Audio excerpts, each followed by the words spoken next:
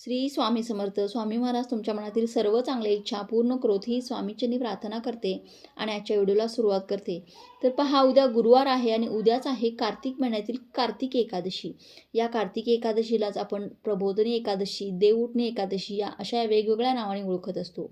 कारण या देवउठणी एकादशीलाच भगवान श्री विष्णू जे आहेत तर ते योगनिद्रेतून जागे होत असतात आणि या सृष्टीचा कारभार आपल्याकडे स्वीकारतात. त्यामुळे या एकादशीला देवउठणी एकादशी असं सुद्धा म्हणतात. तर ह्या एकादशीला आपल्याला उद्या अन्नपूर्णा देवीला अशी एक वस्तू अर्पण करायची आहे, जेणेकरून आपल्या घरामध्ये कधीही धनधान्याची कमतरता भासणार नाही. सुख, संपत्ती, पैसा, ऐश्वर्य यांची भरभरून आपल्यामध्ये भरभराट होत राहील. यासाठी आपल्याला अन्नपूर्णा देवीला अशी एक वस्तू अर्पण करायची आहे. तर ती कशा पद्धतीने अर्पण करायची आहे, कोणती वस्तू अर्पण करायची आहे, हे आपण आजच्या व्हिडिओमध्ये पाहणार आहोत. त्यामुळे व्हिडिओ हा शेवटपर्यंत नक्की पहा. आणि तुम्ही जर माझ्या चॅनेलवरती नवीन असाल तर चॅनेलला नक्की सबस्क्राईब करा आणि व्हिडिओ पाहत असताना कमेंटमध्ये लिहा श्री स्वामी समर्थ. आणि सबस्क्राईबच्या बाजूचं बेल आयकॉनलाही प्रेस करायला अजिबात विसरू नका, जेणेकरून असेच धार्मिक व्हिडिओ आपल्यापर्यंत पोहोचतील. तर पहा, कार्तिकी एकादशी आणि आषाढी एकादशी या खूप मोठ्या आणि अत्यंत महत्त्वाच्या एकादशी म्हणून ओळखतो आपण. ह्या एकादशीचं व्रत आपल्या घरातील सर्व, म्हणजे अगदी लहान मुलांपासून मोठ्या व्यक्तींपर्यंत सर्वजण या एकादशीचं व्रत करत असतो. कारण ह्या एकादशीचं व्रत केल्यामुळे आपल्या जीवनातील जे काही आपण नकळतपणे आपल्या आयुष्यामध्ये आपल्या हातून काही पापं झाले असतील तर ते पापं नष्ट होत असतात. त्यामुळे अशा एकादशी, ज्या मोठ्या एकादशी आहेत, ह्या एकादशींचं व्रत करणं अत्यंत गरजेचं असतं आणि करायचंच असतं.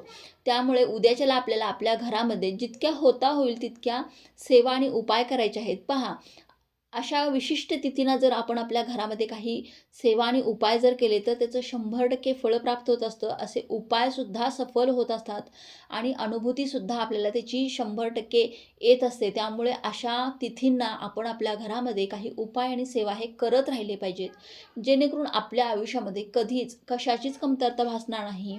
धनधान्य, सुख, संपत्ती, ऐश्वर्य यांची भरभराट होत राहील आणि आपली सर्व आर्थिक कामं जी आहेत तर ती मार्गी लागतील. अशा गोष्टींसाठी आपल्या घरामध्ये अशा तिथींना आपण सेवा उपाय हे करत राहिले पाहिजेत. पहा, उद्या कार्तिकी एकादशी दिवशी भगवान श्री विष्णूंची सेवा तर विधिवत पूजा करायची आहे. ओम नमो भगवते वासुदेवाय नमः या मंत्राचा देखील आपल्याला जास्तीत जास्त जप करायचा आहे. त्याचबरोबर विष्णू सहस्रनामाचं सुद्धा आपल्याला पठण करायचं आहे. आणि तुम्हाला जर शक्य झालं तर श्रीमद भागवत कथेचा सुद्धा तुम्हाला पठण करायचं आहे. उद्याच्या दिवशी आपण भगवान श्री विष्णूंची सेवा आणि उपाय करू तितका आपल्यावरती भगवान श्री विष्णूंचा कृपा आशीर्वाद तर राहतोच. त्याचबरोबर अन्नपूर्णा देवीला आपल्याला तर कोणती वस्तू अर्पण करायची आहे ते पाहू. आपल्याला काय करायचं आहे, एक दिवा प्रज्वलित करून घ्यायचा आहे आणि त्यानंतर आपल्याला अन्नपूर्णा देवी जी आपल्या देवघरामध्ये आपण एका वाटीमध्ये तांदुळामध्ये स्थापित केलेली आहे तर ती उचलायची आहे आणि त्या अन्नपूर्णा देवीवरती आपल्याला लाल कुंकू जे आहे आपल्या घरामध्ये तर त्या कुंकवाच्या पाण्याचा अभिषेक करायचा आहे.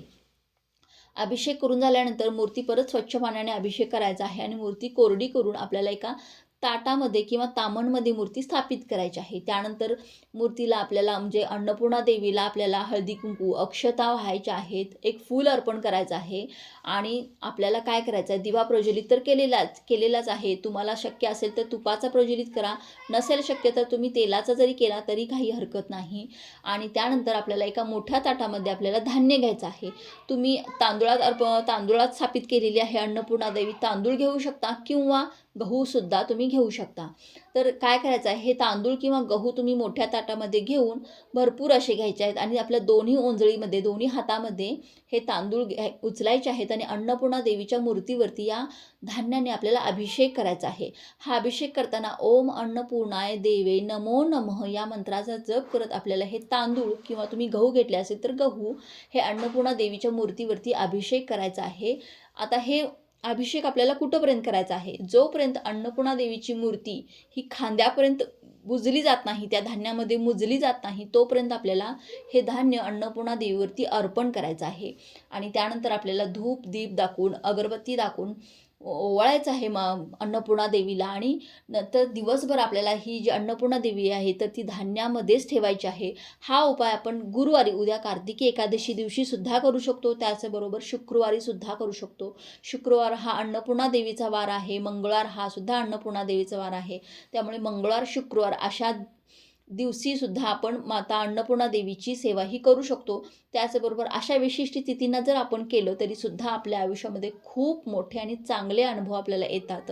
कारण अन्नपूर्णा देवी जी आहे ती माता लक्ष्मी आणि माता पार्वतीचंच स्वरूप आहे. त्यामुळे अन्नपूर्णा देवीची सेवा केल्यामुळे आपल्या घरामध्ये कधीही धनधान्याची कमतरता भासत नाही. सुख, संपत्ती, पैसा, ऐश्वर यांची भरभराट होत राहते. यासाठी आपल्याला उद्याच्याला अन्नपूर्णा देवीला हे धान्य अर्पण करायचं आहे. धान्यामध्ये अभिषेक करायचा आहे. खांद्यापर्यंत मूर्ती बुजली जात नाही तोपर्यंत आपल्याला हे धान्य अर्पण करायचं आहे. तर अशा पद्धतीने अतिशय साधा आणि सोपा उपाय करायचा आहे, परंतु अत्यंत प्रभावी असा उपाय आहे. नक्की आवर्जून करून पहा. तुम्हाला त्याचे खूप चांगले अनुभव येतील आणि तुम्हाला त्याचे तुमच्या किचनमध्ये जे धनधान्य जे आहे याची कधीच कमतरता नाही, उलट भरपूर शिल्लक राहील, भरपूर पुरून उरेल इतकं धान्य तुमच्या घरामध्ये सततचं राहील इतकं आहे. कारण काय होतं की बऱ्याचशाच घरामध्ये आपण महिन्याच्या सुरुवातीलाच किराणा भरला जातो, परंतु महिना संपेपर्यंत किराणा हा पूर्णपणे संपलेला असतो. परत तो किराणा आणावा लागतो. तर असं का होतं की अन्नपूर्णा देवीचा कृपा आशीर्वाद आपल्यावरती नसल्यामुळे अशा गोष्टी होत असतात. आणि ज्या घरावरती अन्नपूर्णा देवीचा कृपा आशीर्वाद असतो त्या घरामध्ये 1 महिन्याचं धान्य आपण रेशन जर किराणा भरत असेल तर तो 1.5 महिन्यापर्यंत चालतो. असं का होतं तर त्या घरावरती कृपा आशीर्वाद असल्यामुळे, अन्नपूर्णा देवीचा कृपा आशीर्वाद असल्यामुळे अशा गोष्टी त्या घरामध्ये होत असतात. त्यामुळे आपल्याला अन्नपूर्णा देवीची सेवा ही आवर्जून अशा विशिष्ट तिथींना केलीच पाहिजे. तर चला, झालेली ही सेवा मी स्वामींच्या चरणी अर्पण करते. व्हिडिओ आवडला असेल तर लाईक, शेअर, सबस्क्राईब करा.